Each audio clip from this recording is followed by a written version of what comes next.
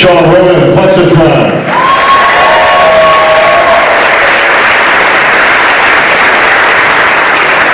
Sean, phenomenal appearance on stage. You were right there in the middle, and right that mix with Dexter and Phil and Wolf, we won't mention, but the rest of the guys that were up there.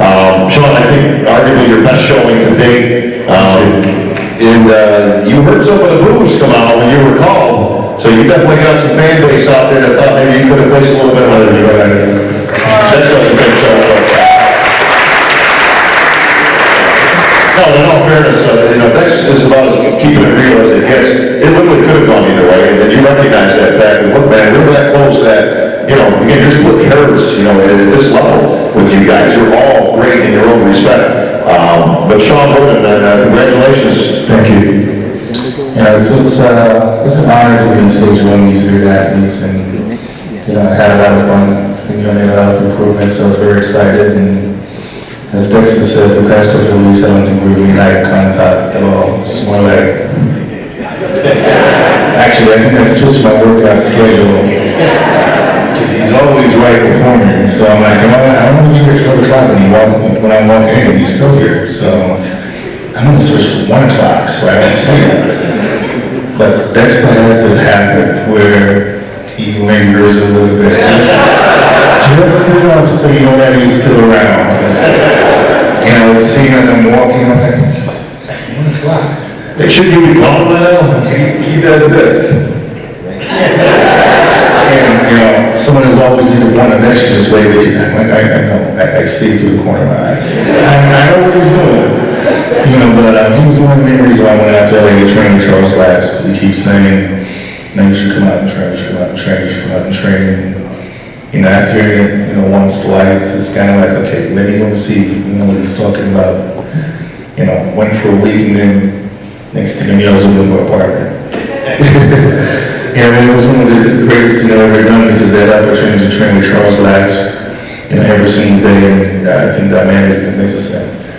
And also had the opportunity to work with Chris Aceto, which was a 50-50 decision between Dexter and Charles back in Germany in 2012. It's an honor to be on stage amongst these guys and, being up there and seeing that this could go either way. But I had a lot of fun, and, I was even more pleased with 8-week-old baby that was, I wasn't choosing to learn much, but, it was just great to be up there having some fun. Give it up for Plexitron.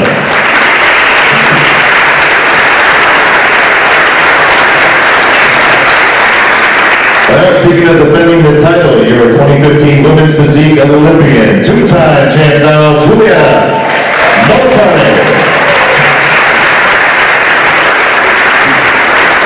Juliana, congratulations. A great defense of the title. A few new names into the mix this year. Another great lineup on the stage, but you came back victorious once again. How did it feel having to defend the title for the first time? I feel huge responsibility. I feel like, I need to keep this, and I want to keep. And I did my best, and it worked well for me. Yeah, it did work out well for you, yes. Very well.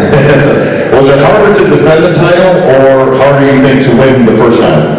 Harder to win the first time, definitely. I think last year, as I told you on stage, was harder. This year, I think I was happier and I enjoyed more the journey. I was more confident, especially I won Arnold, so gave me a little more confidence, kind of reassured that, they just like what I was bringing. So I really enjoyed this time. It was really super fun, and I'm very happy that they kept me. Well, you look fantastic. And it did look like you had to make any major adjustments out of last year, your shape, proportion, symmetry, everything that Olympian should be made of. And you found a nice little niche in there, though. We talked as far back as when you were a figure. That's where you actually started. And you were always too muscular for a figure, didn't place very well, as you mentioned. And when Women's Physique came out, this was almost made for you to get in there. But the first year didn't exactly go as planned, did it? Not at all. I was expecting to do really well, and I placed 7, so it was very disappointing, but I lost many times before. I won and I lost, and I think the competition is about this, about better myself, and I try to adjust for what the judges were looking for, and worked last year, and this time I tried to bring the same look that I brought last year, because the team's winning, you don't change anything, so that's what I did, and worked very well, as I said before. And some of that is just getting out of training habits and changing your training that you're used to doing. We got a chance to catch up after that show, and we had a conversation. I says, Juliana, you look great when you did figure. That was perfect for physique. I says, what did you do for that? And you said, I didn't do anything. I says, well, then great, do that. Yeah, I adjust a little bit, but I'm basically with the same weight that I used to compete in figure, I'm competing in physique. It's about the same, about 120, 119 pounds.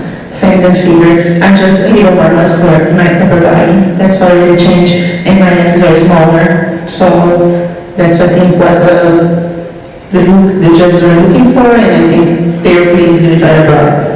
When a fairly new division coach that was looking to, seek its own and kind of, find what the look was looking for, I think Juliana actually epitomizes that look of a champion and defines women's physique. What do you think? Thank you.